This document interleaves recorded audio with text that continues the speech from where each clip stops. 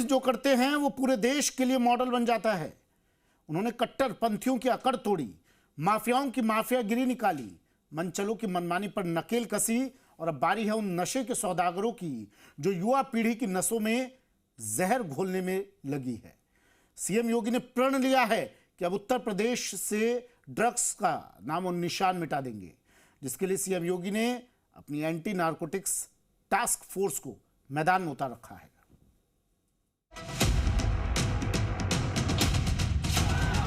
CM योगी ने अब तक कट्टरपंथियों का नशा उतारा, प्रदेश के बड़े बड़े माफियाओं का नशा उतारा। इतना ही नहीं, बेटियों की सुरक्षा में सेंध लगाने वाले मनचलों का भी नशा उतार दिया है। आपराधिक घटना या अन्य कृत्य को अंजाम नहीं देंगे। और अब सीएम योगी की रडार पर नशे के वो सौदागर आ गए हैं जो देश की युवा पीढ़ी के रगों में ड्रग्स का जहर घोल रहे हैं। सीएम योगी ने नशे के कारोबार को जड़ से उखाड़ फेंकने का संकल्प लिया है। साथ ही आज के जेन जी से दो तरह के नशों से दूर रहने की अपील की। आज जो दो चुनौतियां हमारे सामने युवाओं के सामने है, एक नशा, यह ड्रग का भी नशा हो सकता है और यह आपका स्मार्टफोन का भी नशा हो सकता है। इन दोनों नशों से बचिए। युवाओं को नशे की गिरफ्त में धकेलने वाले नशे के सौदागरों पर ड्रग माफियाओं के खिलाफ योगी सरकार अब फुल एंड फाइनल एक्शन वाले मोड में आ गई है और 2025 खत्म होते होते यूपी से ड्रग नेटवर्क को ध्वस्त करने की तैयारी है। ड्रग्स, नशीली सिरप या फिर सूखा नशा बेचने वालों की धरपकड़ का अभियान पूरे उत्तर प्रदेश में चल रहा है। यूपी के सहारनपुर में तो ऑपरेशन सवेरा के तहत बीते 4 महीने में 325 नशा तस्कर दबोचे गए हैं और 25 करोड़ की ड्रग्स नष्ट की जा चुकी है। जिस देश का युवा अपनी जवानी में ही नशे की चपेट में आ जाए, उसका कोई भविष्य नहीं हो सकता। याद रखना, ये नशा नाश का कारण बनता है।